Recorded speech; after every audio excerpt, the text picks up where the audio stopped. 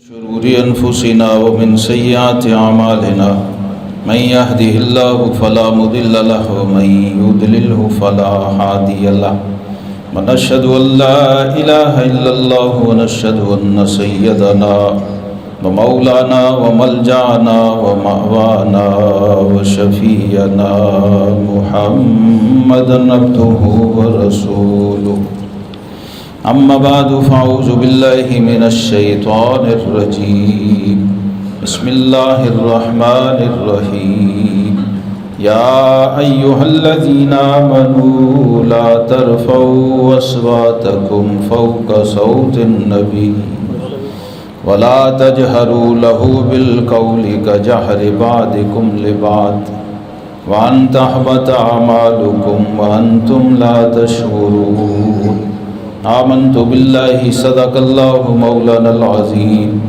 وبلغنا رسوله النبي الكريم الأمين إن الله وملائكته يصلون على النبي يا أيها الذين آمنوا صلوا عليه وسلموا تسليما اللهم صل على محمد وعلى آل سيدنا محمد وأصحاب سيدنا محمد وبارك وسلم عليه اللهم صل على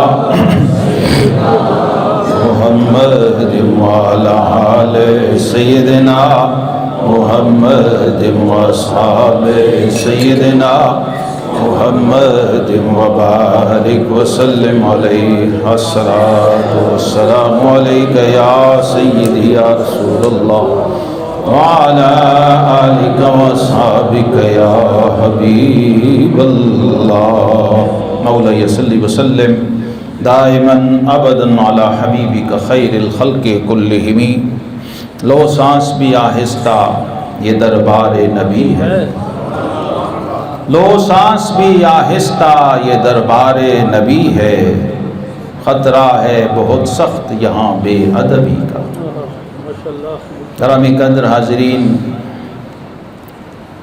رب کائنات نے اپنے حبیب کریم امام الانبیاء والمرسلین علیہ تحیت و تسلیم کو جو شان عظمتیں کمالات اور خصائص عطا فرمائے اس میں سے ایک خصوصیت یہ ہے کہ خود رب ہو کے آپ کا معبود ہو کے مسجود ہو کے خود اپنے حبیب کا ادب سکھایا اس میں سب سے اہم چیز یہ ہے کہ جب رب ہو کے ادب سکھا رہا ہے تو اور کوئی کون ہے اس کے سوا کون ہے کائنات میں کون حکم چلائے گا کون فرمان جاری کرے گا اس احکم الحاکمین کے سامنے تو یہی ایک چیز تھی سمجھنے کی جسے ہمارے بزرگوں نے بڑے مختلف رنگ سے پیرائے میں سمجھایا اشارے کیے کہ عقل ہوتی تو خدا سے نہ لڑائی لیتے یہ سیدھی سیدھی خدا سے لڑائی ہے عقل ہوتی تو خدا سے نہ لڑائی لیتے یہ گھٹائیں اسے منظور بڑھانا تیرا جب رب ورفعنا لک ذکرک کہہ رہا ہے جس کی ہم نماز پڑھ رہے ہیں جس کو ہم سجدہ کر رہے ہیں جس کے گھر میں اس کی عبادت کر رہے ہیں یہ بھی ذرا دھیان سے توجہ سے آج سمجھیں اس بات کو کہ جو ہمارا معبود ہے جس کی ہم یہاں عبادت کرنے آئے ہوئے ہیں اگر ہماری سوچ اس کے پروگرام کے خلاف ہو تو ہماری نماز ہو جائے گی عبادت کس کو کہتے ہیں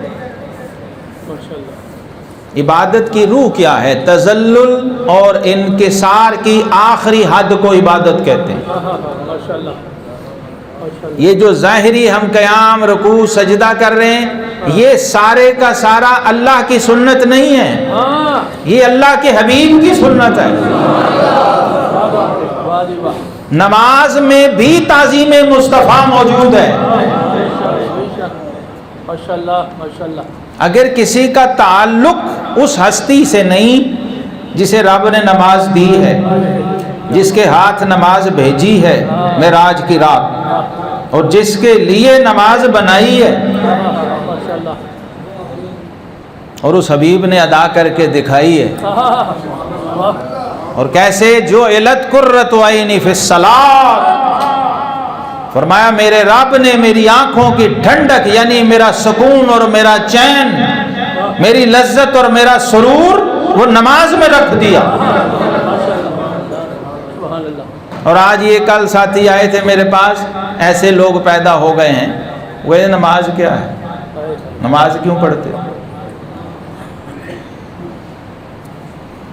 ایسے فقیر، ایسے درویش، ایسے پیر، ایسے بزرگ سے اللہ محفوظ فرمائے، جو نماز سے ہٹ کے کسی دین پہ ہمیں چلانا چاہ رہا ہے۔ نماز کی ضرورت نہیں، یہ جو تم پڑھ رہے ہو یہ نماز نہیں، جو میں بتاؤں گا رات کے 12:30 1 بجے ہوتی ہے وہ والی نماز۔ اور ظالموں، خدا کا خوف، ان سے پوچھو جو اہل حضوری ہیں، وہ کہتے ہیں شوق تیرا اگر نہ ہو میری نماز کا امام، میرا قیام بھی حجاب، میرا سجود بھی حجاب۔ تو نماز یہ اللہ کے حبیب علیہ السلام کی اداؤں کا نام ہے۔ روح کیا ہے کہ بندہ اپنے رب کے آگے اپنے آپ کو سرنڈر کر دے، اس کو بتائے نا، اس سے پوچھے کہ مولا کیا کرنا ہے۔ نماز یہ تھوڑی ہے کہ میں نے رب کو کوئی پرفارمنس کر کے دکھا کے اس سے کوئی تمغہ لینا ہے۔ نماز سیدھی سیدھی بات یہ ہے، حضرت سیدنا بلال حبشی اذان دے کے تو حجرہ مصطفیٰ کی طرف رخ کر کے ہاتھ باندھ کے کھڑے ہو جاتے، اذان ازل سے تیرے عشق کا ترانہ بنی، اور کسی کو دیکھتے رہنا نماز تھی تیری۔ ہاں جی، بخاری مسلم سے اٹھائیں، جب آخری نمازوں میں آقا کریم علیہ السلام نے حجرہ مبارکہ کا یوں پردہ سرکایا، جب صدیق اکبر مصلی امامت پہ تھے تو کل صحابہ عین نماز میں قبلے کی طرف سے پھر کے آقا علیہ السلام کی طرف دیکھ رہے ہیں، بلکہ دوران نماز بھی وہ صحابہ کہتے ہیں کہ ہم لوگ یہ دائیں طرف اس نیت سے بیٹھتے تھے کہ آقا کریم علیہ السلام سلام پھیر کے پہلے چہرہ ادھر پھیریں گے۔ نعرہ تکبیر، نعرہ تکبیر، نعرہ تکبیر، نعرہ رسالت، یا رسول اللہ، نعرہ رسالت، نعرہ صدیقیہ، یا صدیق، نعرہ فاروقیہ، نعرہ عثمانیہ، نعرہ حیدری، نعرہ غوثیہ، کہ علامہ مولانا محمد شہزاد مجددی صاحب۔ تو تعلق ہی نہیں ہے تو نماز کس بات کی؟ تعلق بنائیں گے پھر نماز معراج بنے گی، پھر راہ جاتے ہیں وہ بندہ ڈاکہ نہیں ڈالے گا۔ نماز والے سے تعلق ہونا چاہیے، تذلل ہونا چاہیے، عاجزی اور انکسار ہونا چاہیے، وہ وہیں سے گیٹ سے شروع ہو جاتا ہے۔ پھر آپ کو نماز میں لذت آئے گی، سرور آئے گا، پھر آپ کو کوئی پوچھے گا تو آپ بتائیں گے میں کیا کر کے آیا ہوں، اور اگر آپ واقعی ایکسرسائز ہی کر کے گئے ہیں تو پھر تو وہ لوگ پکڑیں گے، واردات ڈالیں گے۔ ایسے لوگ ہیں جو چیلنج کرتے ہیں، آپ یہ کیا کر رہے ہیں، یہ کوئی نماز ہے؟ جب روح نماز نصیب ہوگی تو پھر شیطان بھی ڈاکہ نہیں ڈال سکتا، ابلیس بھی رگوں میں دوڑ رہا ہے نا، ساتھ ساتھ ہے۔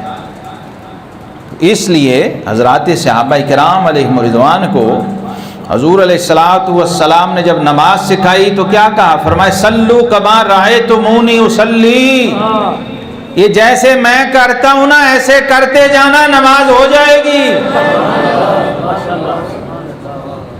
جیسے مجھے دیکھتے ہو نا، جیسے چھوٹے بچے بڑے کو دیکھتے ہیں نا، بزرگوں کو، بیٹا باپ کو دیکھتا ہے نماز شروع کرتے، تو آقا کریم علیہ الصلوۃ والسلام نے فرمایا یہ جیسے جیسے میں کر رہا ہوں نا ویسے ویسے تم کرتے جانا، نماز ہو جائے گی۔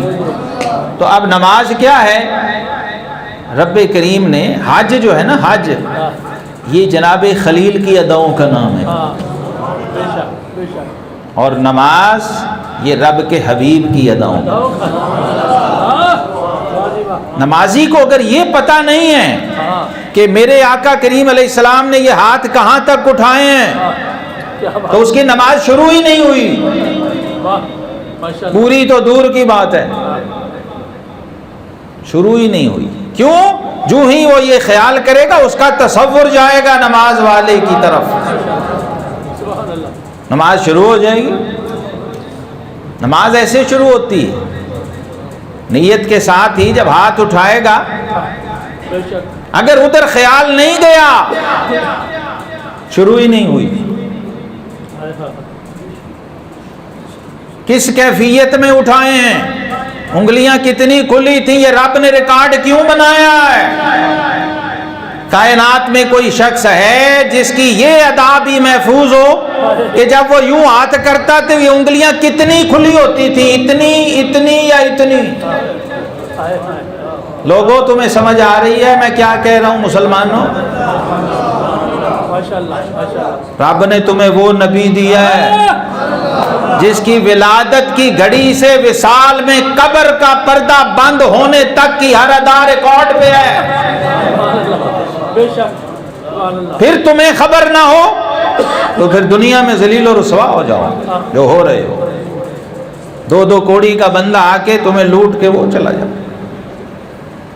اسی لیے کفر اور یہود اور حنود تم پہ مسلط بطور عذاب کر دیے گئے کہ تمہیں ایسا حبیب ایسا محبوب دیا اور تم نے اس کی یہ قدر کی، یہ عزت کی، یہ تعظیم کی۔ طہارت کے آداب بھی جس نے سکھائے ہوں، کوئی کسر نہ چھوڑی ہو، عطا میں، کرم نوازیوں میں، تعلیم میں، تربیت میں، آداب میں، پھر تمہیں خبر نہ ہو مسجد میں کیسے آنا ہے تو پھر عذاب تو آئیں گے، پکڑ آئے گی، گرفت آئے گی۔ بے عملی پہ درگزر ہو جاتا ہے، بے ادبی پہ نہیں۔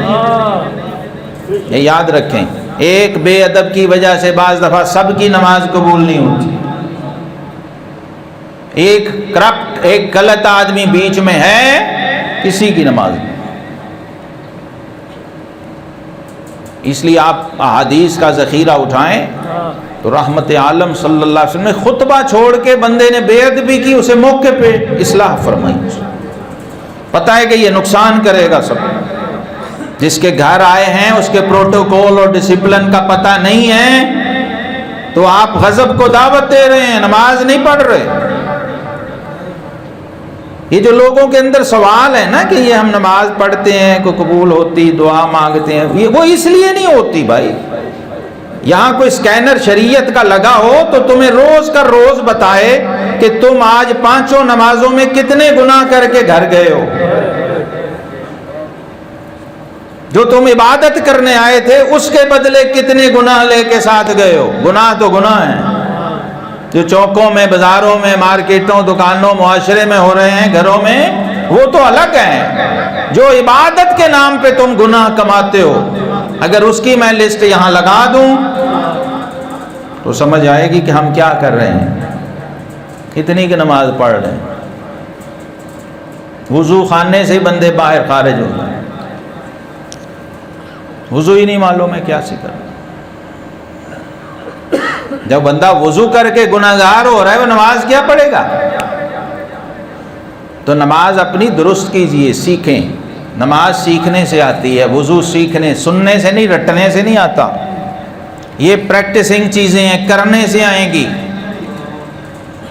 یا کسی کو وضو کر کے دکھاؤ یا کسی کو وضو کرتے دیکھو، پھر بھی ایک بار نہیں آئے گا، وقت لگے گا۔ وضو ٹھیک ہوگا، وضو بنیاد ہے، پھر نماز ہوگی۔ اور نبی پاک صلی اللہ تعالیٰ علیہ وسلم کے ساتھ تعلق سب سے قیمتی نسخہ یہ ہے۔ یہ میں نے مثال آپ کو دے دی، یہاں سے لے کر پھر سلام پھیرنے تک اگر ساری ادائیں آپ کے ذہن میں نہیں ہیں، آپ کے حافظے میں نہیں ہیں، ہر وقت ہر نماز میں، تو نماز نہیں ہو سکتی۔ اصل کمی یہ ہے، ضمیر مطمئن نہیں ہے۔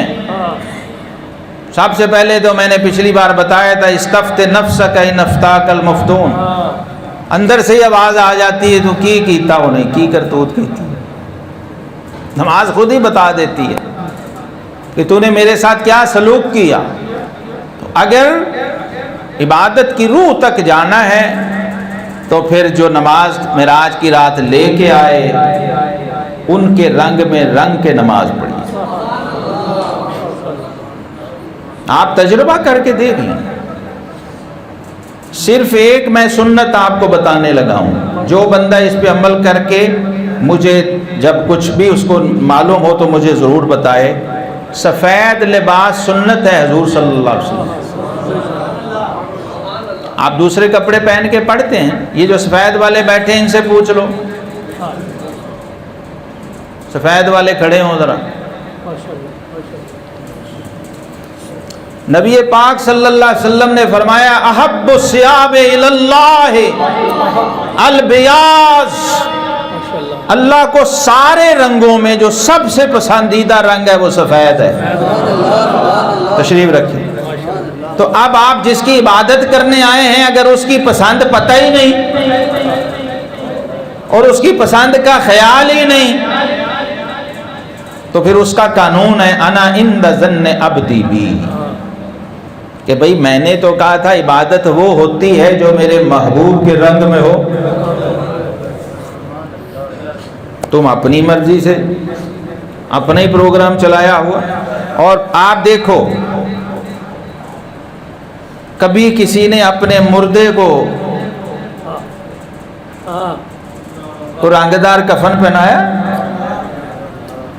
ورنہ وہاں چاہیے تھا موقع جی، اسی تے پریڈو پجارو والے ہیں جناب، بنگلیاں والے اسی تے ریشمی رنگدار لال رنگ کا کفن ڈالا ہے۔ نبی پاک صلی اللہ علیہ وسلم نے فرمایا مسجد میں بھی اللہ کی ملاقات ہے اور قبر میں بھی اللہ کی ملاقات ہے۔ اللہ کی ملاقات کے لیے فرمایا جو بہترین یونیفارم ہے وہ سفید ہے۔ تو یہ بھی آقا کریم علیہ السلام کی تعظیم میں شامل ہے کہ جب میرے آقا جمعہ پڑھانے اور پڑھنے گئے اور سفید لباس میں تشریف لے گئے تو میں امتی ہوں، میں بھی آج دیکھوں سفید پہن کے کیا ہوتا ہے، کیا فرق محسوس ہوتا ہے عبادت میں، نماز میں۔ سنت کے مطابق لباس پہن کے نماز پڑھنے میں اور غیر مسنون اور یہود و نصارہ کے لباس میں نماز پڑھنا، یہ رب کے غضب کو دعوت دینا نہیں ہے۔ دنیا کے کسی دفتر میں اس ڈسپلن کے بغیر آپ داخل ہو سکتے ہیں؟ کوئی نیوی کا بندہ آرمی کی لائن میں پریڈ کر سکتا ہے جا کے؟ حالانکہ وہ بھی فوجی ہے وہ بھی فوجی، اس کا یونیفارم اور ہے، فضائیہ کا اور ہے، بری کا اور، بحری کا اور۔ کیوں؟ یہ ڈسپلن ہے۔ حج پہ حاجی ہو سکتا ہے کبھی سلوار قمیض میں لگاؤ، احرام باندھنا پڑے گا، سفید رنگ کا باندھنا پڑے گا۔ کیوں ہے؟ یہ سب کر کے بھی اگر سمجھ نہیں آئی تو پھر کوئی حج نہیں، کوئی عمرہ نہیں۔ یہ ٹریننگ تھی، یہ تربیت تھی کہ میرے محبوب کی ادا کے مطابق آؤ گے تو حج ہے، ورنہ گھر لے جاؤ اپنا حج۔ دو چادریں پہننی پڑتی ہیں نا، انسلی سفید۔ تو اپنی عبادت کو بھائی عبادت بنانا ہے تو عبادت کی طرح کرنا پڑے گا۔ رب کائنات نے یہ حکم دیا کہ میرے محبوب کی آواز سے اپنی آواز کو بلند نہ کرو، اور میرے حبیب کو اس طرح مت پکارنا جیسے آپس میں ایک دوسرے کو پکارتے ہو، ورنہ کیا ہوگا؟ بے ادبی سے کیا ہوگا؟ قرآن کہتا ہے ان تحبط اعمالکم، ورنہ تمہارے اعمال حق تو سلب ہو جائیں گے، جو نیکیاں کی ہوئی ہیں وہ بھی ضائع ہو جائیں گی، گناہ تو گناہ ہے، وانتم لا تشعرون، تمہیں خبر بھی نہیں ہو۔ پھر فرمایا یا ایھا الذین آمنوا لا تقدموا بین یدی اللہ ورسولہ، ایمان والو اللہ اس کے رسول سے آگے نہ بڑھو، جو اللہ رسول نے حد کھینچ دی ہے، لکیر کھینچ دی ہے، اس کے اندر ہو، اس کو پار نہ کرو، باہر نہ جاؤ۔ اور صحابہ کرام علیہم رضوان وہ اس کے لیے نمونہ عمل ہیں، کیسے انہوں نے آقا کریم علیہ الصلوۃ والسلام کا ادب کیا ہے، کس کس رنگ میں کیا۔ جب یہ آیت آئی تو ایک صحابی تھے حضور علیہ الصلوۃ والسلام کی خطیب صحابی، جن کی ڈیوٹی خطاب کرنا ہے، ایک شاعر تھے ایک خطیب تھے، ہر قبیلے کا، یہ سمجھو ایک چینل ہوتا تھا، میڈیا تھا، ایک اسپیشل خطیب ایک اسپیشل شاعر۔ اب خطیب کا کام ہی بولنا ہے، اور خطیب بنایا ہی اسے جاتا تھا جس کی آواز بہت بلند ہو، تو کانوں میں سماعت میں مسئلہ تھا، سکالت تھی، شکل سماعت کا مسئلہ تھا۔ جب یہ آیت کریمہ آئی، چونکہ اونچی بولتے تھے، گفتگو کیا کرتے تھے، رب کائنات نے جب قرآن پاک اتار دیا تو حضرت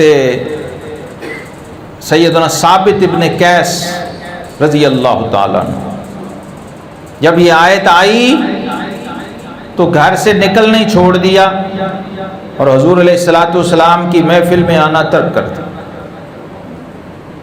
ڈر گئے کہ کہیں یہ آیت میرے ہی بارے میں تو نہیں نازل، کیونکہ میں اونچی بولتا ہوں۔ اب جو بندہ فطری بات ہے ذرا اونچا سنتا ہو، وہ تھوڑا اونچا بولتا بھی ہے۔ تو جب کئی دن مجلس میں نہ دیکھا تو رحمت عالم صلی اللہ علیہ وسلم نے فرمایا کوئی ہے جو ہمیں ثابت ابن قیس کی خبر دے، پتہ کرو کہاں ہے۔ معلوم کرایا،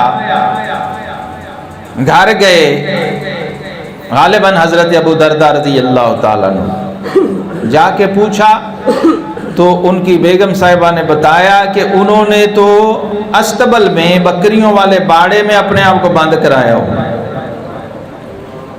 اور دن رات وہاں رو رہے ہیں، آہوزاری کر رہے ہیں کہ میں ہی وہ بے ادب ہوں جس کی وجہ سے اللہ نے یہ آیت اتاری کہ تو ہی اونچی بولتا تھا، تو میرے تو سارے اعمال ہی حبط ہو گئے، اب تو میں اس قابل ہی نہیں کہ بارگاہ رسالت آپ صلی اللہ علیہ وسلم میں جاؤں۔ تو انہوں نے بتایا، انہوں نے کہا کہ جب میں مر جاؤں گا پھر مجھے نکال لینا باہر، مجھے اندر ہی رہنے دو، میں اس قابل ہی نہیں کہ اللہ کے حبیب علیہ السلام کی محفل میں جاؤں۔ جب خبر پہنچائی گئی تو رحمت عالم صلی اللہ علیہ وسلم نے فرمایا ان کو بلا کے لاؤ میرے پاس۔ یہ آقا علیہ السلام کی کریمی ہے، آتا ہے فقیروں پہ انہیں پیار کچھ ایسا، خود بھیک دیں اور خود کہیں منگتے کا بھلا ہو۔ شفقت اور کریمی کی انتہا تھی۔ بلایا، روتے ہوئے حضرت ثابت ابن قیس رضی اللہ تعالیٰ حاضر خدمت ہوئے تو آقا کریم علیہ السلام نے فرمایا کیا بات ہے، تم آئے نہیں ہماری محفل میں؟ تو عرض کیا حضور میں ڈر گیا تھا کہ کہیں میں ہلاک ہی نہ ہو جاؤں، اللہ نے منع کیا اونچی بولنے سے تو میرے اختیار میں نہیں ہے، اللہ نے منع کیا میں پھر کہیں اونچی بول پڑا اور میری آواز اونچی ہو گئی آپ کی بارگاہ میں تو میں کیا کروں گا۔ تو آقا کریم علیہ السلام اور پھر فرمایا حضور آپ جانتے ہیں کہ میں اونچی آواز والا ہوں، آواز میری بھاری ہے۔ تو آقا کریم علیہ السلام نے فرمایا یا ثابت اما ترضی ان تعیش حمیدا، اے ثابت، کیا تمہیں یہ پسند نہیں کہ تم دنیا میں بہترین زندگی گزارو وَتُقْتَلَ شَهِيدًا، اور جب دنیا سے جاؤ تو شہادت کے مرتبے پہ فائز ہو کے جاؤ، جب موت آئے تو شہادت کی موت آئے، اور جب قیامت کو میدان حشر میں جاؤ تو تمہیں جنت میں داخل کیا جائے۔ یہ بشارت سنائی نبی پاک صلی اللہ علیہ وسلم نے صحابی کو اس موقع پر، اور پھر یہ جنگ یمامہ میں شہید ہوئے جو ختم نبوت کے تحفظ کی جنگ تھی مسیلمہ کذاب کے ساتھ۔ اس جنگ میں انہوں نے جام شہادت نوش کیا، اور وہ بڑا لمبا واقعہ ہے آگے۔ شہادت کے بعد پھر ان کی وصیت پہ عمل کیا گیا۔ شہید ہونے کے بعد ایسی بشارت اس موقع پہ حضور علیہ السلام نے سنائی، دنیا کی زندگی میں بھی خوشخبری دے دی، شہادت کی بھی بشارت سنا دی، اور جنت کی بھی بشارت سنا دی۔ پھر جب یہ آیہ کریمہ آ گئی تو سب سے جو قریبی ہستی تھے، یار غار و مزار، سب سے زیادہ ادب شناس رسالت اور سب سے بڑے عاشق رسول اور سارے صحابہ کے امام امیر المومنین سیدنا صدیق اکبر رضی اللہ عنہ قسم کھائی، واللہ یا رسول اللہ، حضور مجھے قسم ہے، لا اکلمک بعدہا الا کاخی السرا، حالانکہ ان سے بڑھ کے ادب کرنے والا کون تھا، لیکن اس وقت مذاکرہ چل رہا تھا، کسی مسئلے پہ گفتگو ہو رہی تھی، کسی سیاسی معاملے میں گفتگو تھی، اور سیدنا فاروق اعظم اور صدیق اکبر دونوں وزیر ہیں حضور علیہ السلام کی پارلیمنٹ کے، دونوں وزیر ہیں، دونوں گفتگو کر کے اپنی اپنی رائے دے رہے تھے، تو آوازیں بلند ہوئی تو رب کائنات نے فرمایا اگر وزیر بھی ہو، مشیر بھی ہو، صدیق بھی ہو اور فاروق بھی ہو، میرے حبیب کے سامنے اونچی نہیں بول رہے، اور مسئلہ کوئی بھی ہو، معاملہ کوئی بھی ہو، کیونکہ میرے محبوب کی کریمی رحمت للعالمینی یہ ہے کہ انہوں نے تو درگزر کرنا ہے، شفقت کرنی ہے، اس لیے پھر رب کائنات نے یہ آداب خود بنائے، خود سکھائے اور قرآن کی آیتوں میں نافذ کیے، قرآن کی نصوص بنا دیں تاکہ کوئی تعویلیں نہ کرتا پھرے، ادھر ادھر کے بہانے۔ میرے ساتھ تو یہ عملاً ایسی چیزیں پیش آئی ہیں، یہ ادب بعد از وصال بھی ویسے ہی ہے۔ مسلمانوں، کہ جب آقا کریم علیہ السلام کی بارگاہ میں ہوتے اس آیت کے نزول کے بعد تو جیسے سرگوشیاں کرتے ہیں نا کانوں میں، اس طرح جناب صدیق اکبر بات کرتے تھے، فاروق اعظم بات، اور ہمیشہ آقا کریم علیہ السلام کو پوچھنا پڑتا کیا کہہ رہے ہو، اتنے ادب کے عالم میں اور ایسی آہستہ ادب سے دب کے، جھک کے، تواضع اور عاجزی اور انکسار کے ساتھ بات کرتے تھے کہ پوچھنا پڑتا۔ ساری زندگی پھر یہی معمول رہا کہ آقا کریم علیہ السلام سے بہت آہستہ سرگوشی میں ہلکی مطلب کی بات کی اور پیچھے، اور صحابہ کہتے ہیں حتیٰ کہ ہم نے کوئی مسئلہ بھی پوچھنا ہوتا تو ہم انتظار کرتے کوئی عرابی بدو دیہاتی آ جائے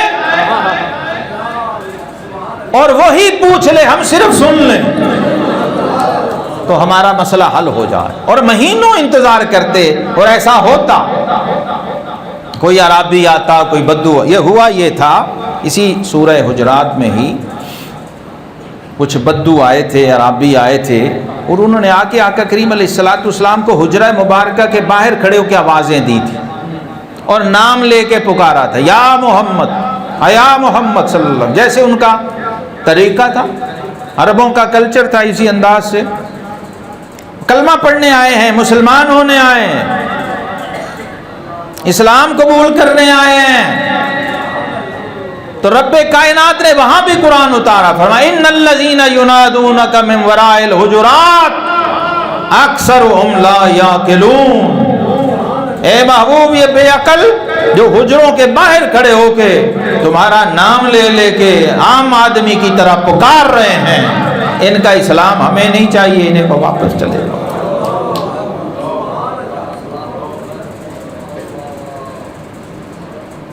یہ قرآن کی نصوص ہیں، قرآن کی آیات ہیں، یہ ساری آیتوں کا شان نزول یہ ہے کہ رب کائنات کو یہ بھی گوارا نہیں ہے کہ میرے محبوب علیہ الصلاۃ والسلام کی بارگاہ میں ان کو مخاطب کر کے یا ان کی مجلس میں کوئی اتنا اونچا بولے، یہ بھی گوارا نہیں ہے۔ اسی طرح یہ بھی قرآن پاک کے اندر ہے کہ بعض لوگوں نے جب آپ صلی اللہ علیہ وسلم گفتگو فرماتے تھے تو وہ عربی کا ایک لفظ بولتے کہ رائنا، ہماری رعایت فرمائیں، ذرا یہ بات دوبارہ بتا دیں، ہمیں سمجھ نہیں آئی۔ یہ ایک لغت تھی انصار کی عربوں میں، یہ ہماری رعایت فرمائیں، اور یہ ایسا لفظ تھا جس کے دوسرے معنی بھی نکلتے تھے۔ رائی عرب میں چرواہے کو بھی کہتے ہیں، بکریاں چرانے والے کو۔ تو اس میں چونکہ لفظ درست تھا لیکن اس کا دوسرے معنی کا احتمال تھا جو بے ادبی پہ مبنی تھا، اور بعض منافقین تھے وہ جان بوجھ کے یہ لفظ استعمال کرتے، بعض یہود تھے، یہ بھی مفسرین کا ایک قول ہے، وہ بے ادبی کی نیت سے اس کو ذرا دبا کے رائنا کہتے تھے، لفظ کو دبا دیتے تھے، نیت بے ادبی و گستاخی کی تھی۔ اور رب کائنات جو علیم بذات الصدور ہے اس نے فوراً قرآن نازل کیا اور فرمایا یا ایھا الذین آمنوا لا تقولوا رائنا، آج کے بعد یہ لفظ استعمال نہیں کرنا۔ اس لفظ کے استعمال پہ پابندی لگا دی ہے کیونکہ میرے محبوب کی تعظیم و تکریم کے خلاف ہے۔ تو جس لفظ میں احتمال اور شک بھی ہو، ایک معنی صحیح اور دوسرا معنی کمزور اور غلط نکلتا ہو، وہ لفظ بھی بارگاہ رسالت مآب صلی اللہ علیہ وسلم میں استعمال نہیں ہو سکتا، وہ بھی بے ادبی ہے۔ صوفیہ کہتے ہیں با خدا دیوانہ ہو با مصطفیٰ ہوشیار باش۔ ہمارے نعت خواں حضرات، ہمارے نقیب حضرات، ہمارے خطیب حضرات، یہ ان کے لیے آئینہ ہے اور دعوت فکر ہے، جو مرضی انواع استعمال کری جاتے ہیں الفاظ، اور انہیں خود معلوم نہیں ہوتا کہ ہم کیا کہہ رہے ہیں، جبکہ یہ بارگاہ وہ ہے کہ اونچی آواز ہوئی عمر کا سرمایہ گیا۔ حضرات صحابہ کی کیفیات ادب یہ تھی، میں ایک دو صرف مثالیں آخر میں دے دیتا ہوں۔ حضرت عمر بن عاص رضی اللہ عنہ، یہ بڑے جلیل القدر صحابہ میں سے ہیں، فاتح مصر۔ ان سے کسی نے پوچھا کہ اسلام قبول کرنے کے بعد جب آقا کریم علیہ السلام کی بارگاہ میں آپ حاضر ہوتے تھے، بڑے عالم فاضل آپ آدمی، بڑے زیرک اور دانا آدمی ہیں، تو ذرا بتائیں تو صحیح کہ آقا کریم علیہ السلام کا حلیہ مبارک کیسا تھا؟ تو کہتے ہیں ما کان احد احب الی من رسول اللہ صلی اللہ علیہ وسلم، جب میں نے کلمہ نہیں پڑھا تھا تو حضور علیہ السلام کے خیمے سے زیادہ ناپسندیدہ جگہ میرے لیے کوئی نہیں تھی۔ جب کلمہ پڑھ کے میں مسلمان ہو گیا تو اب اس آقا سے بڑھ کے کوئی محبوب میری نظر میں نہیں، نہ ہی میری نظر میں ان سے بڑھ کے کوئی لائق عزت و احترام ہے۔ لیکن فرمایا بیٹا، صحابہ چھوٹے بچے جو نوجوان صحابہ تھے وہ پوچھتے تھے، تو فرمایا وَمَا كُنْتُ أَتِيكُ أَنْ أَمْلَ عَيْنِ مِنْهُ، کہتے ہیں پھر کل زندگی حضور علیہ السلام کی مجلس میں ایسے بیٹھا کہ یہ نگاہ میں نے کبھی چہرہ پاک کی طرف اٹھائی ہی نہیں، اور آنکھ بھر کے جلوہ والدعا کو کبھی دیکھا ہی نہیں، کیونکہ اتنی تاب ہی نہیں تھی۔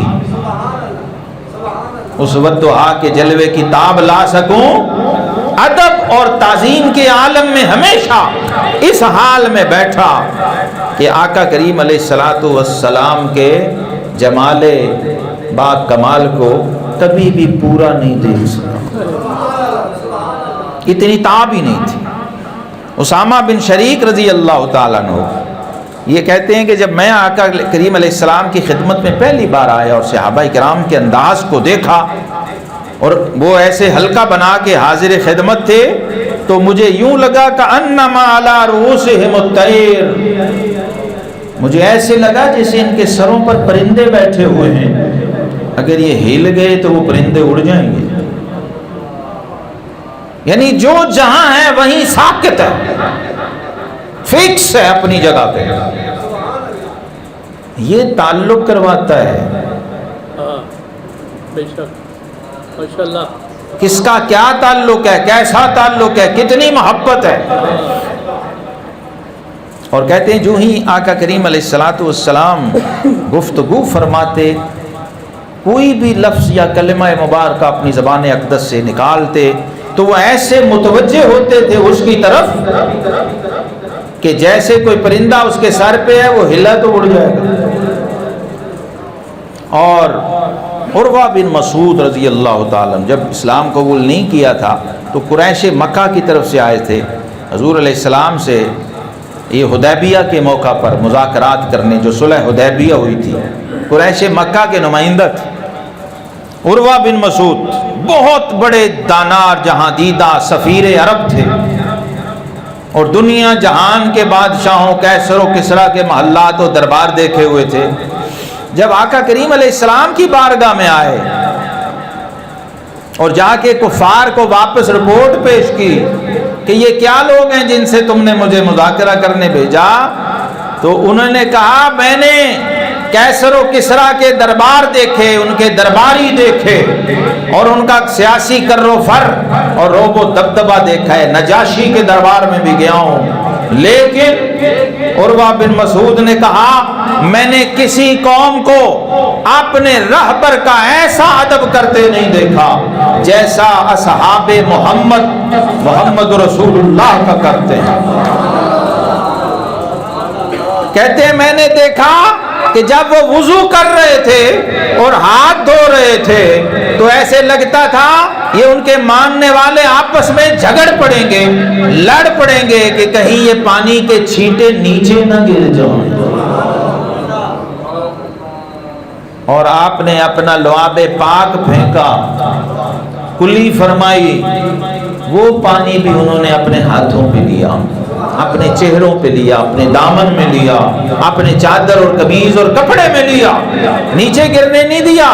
وَلَا يَتَنَخَّمُ نُخَامَةً إِلَّا تَلْقُوهَا، ناک مبارک بھی صاف کی، پانی ڈالا، اس کو بھی انہوں نے تبرک بنا کے اپنے سینوں سے لگا لیا۔ یہاں تک کہ آقا کریم علیہ السلام کے جسم اقدس کا ایک بال بھی زمین پہ گرنے نہیں دیتے تھے۔ یہ کافر کی، غیر مسلم کی، مشرک کی گواہی تھی۔ اس نے کہا میں نے بڑے بادشاہ دنیا میں دیکھے لیکن جیسی تعظیم غلامان مصطفیٰ کو کرتے دیکھا ہے اپنے آقا کی، دنیا میں کسی قوم کو اپنے محبوب اور اپنے لیڈر اور پیشوا کی ایسی تعظیم کرتے ہوئے نہیں دیکھا۔ یہ صحابہ کی زندگی بھر کے معمولات تھے، روز مرہ کی روٹین تھی، یہ اس کی چند جھلکیاں اور مثالیں ہیں۔ اگر ناخن بھی تراشے اللہ کے حبیب علیہ السلام نے تو صحابہ نے وہ بھی تبرک بنا کے رکھے اور مرتے ہوئے قبروں میں ساتھ لے کے گئے۔ اگر بال مبارک بھی تراشے تو صحابہ نے وہ منہ مبارک بھی تبرک بنا کے رکھے اور وصیتیں کر کے گئے کہ جب مروں تو میرا منہ کھول کے یہ ناخن مصطفیٰ میری زبان کے نیچے رکھنا۔ حضرت امیر معاویہ رضی اللہ تعالیٰ عنہ چادریں، تبرک، جو جس کو ملا زندگی بھر سنبھالا، اور اتنی عزت و تعظیم ان چیزوں کی ہے تو سوچو چیزوں والے کا کیا کہتا ہے۔ رب کائنات ہمیں بھی اس بارگاہ کا در نصیب فرمائے۔ وآخر دعوانا